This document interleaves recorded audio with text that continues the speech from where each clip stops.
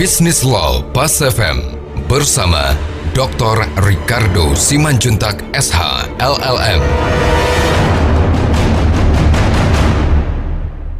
Mitra bisnis, kali ini kita akan mendiskusikan tentang Perma 13 2016, yaitu tentang tata cara atau hukum acara yang akan digunakan sehubungan dengan penanganan perkara tindak pidana oleh korporasi. Jadi dalam diskusi ini akan lebih menekankan dasar-dasar atau alasan hukum untuk melihat korporasi sebagai pihak atau sebagai pelaku dalam satu dugaan tindak pidana. Mitra bisnis, kalau kita lihat memang ini adalah satu perkembangan pemikiran dari satu pengaturan hukum khususnya dalam hukum pidana yang selama ini sudah cukup lama dilakukan di Indonesia. Jadi kalau kita lihat tentang hukum pidana sendiri, memang dia mengembangkan satu proses pemeriksaan dalam upaya baik itu penyelidikan maupun penyidikan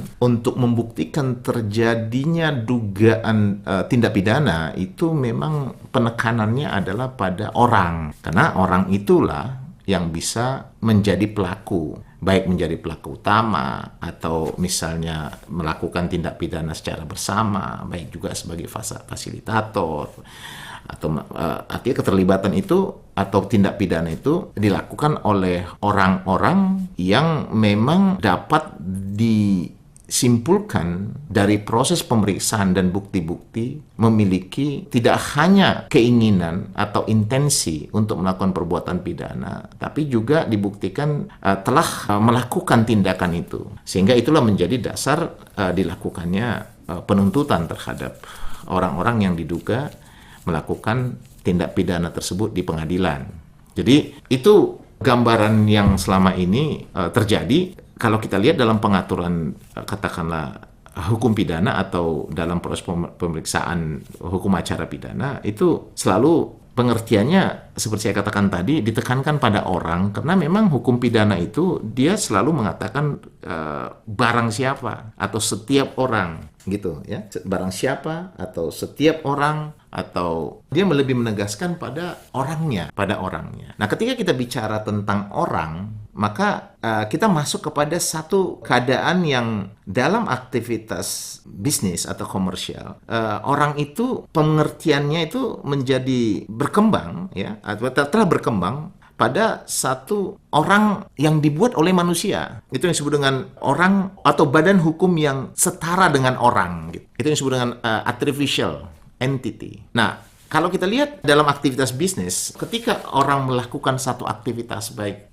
bisnis ataupun non-bisnis, awalnya itu orang melakukan itu sendiri.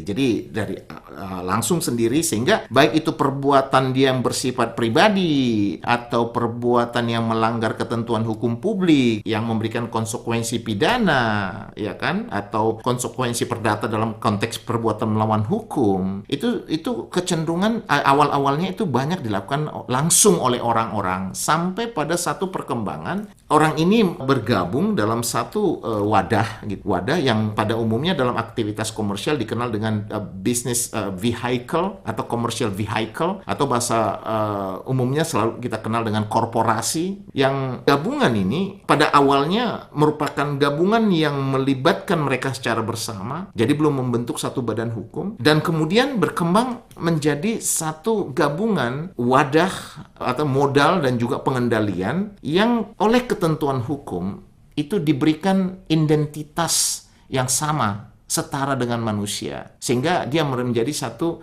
entity. Jadi dia menjadi satu orang secara hukum. Jadi bukan secara natural, tapi orang secara hukum. Jadi dalam aktivitas bisnis di Indonesia itu dikenal ada orang secara natural, orang secara natural dan orang secara hukum atau legal entity. Nah, Legal entity itu ada beberapa yang kita kenal, seperti misalnya perseroan terbatas kalau dalam aktivitas komersial, yayasan dalam aktivitas lebih pada sosial, ya sekarang juga perkumpulan, koperasi. Nah ini adalah satu perkumpulan orang-orang dalam konteks masing-masing sesuai dengan tujuan atau dasar pendirian perkumpulan tadi, yang akan bersama-sama melakukan aktivitas menuju pada maksud yang mereka mau, sehingga baik perseroan terbatas maupun perkumpulan dalam bentuk entity tadi maupun yayasan atau koperasi itu menjadi satu vehicle yang akan digunakan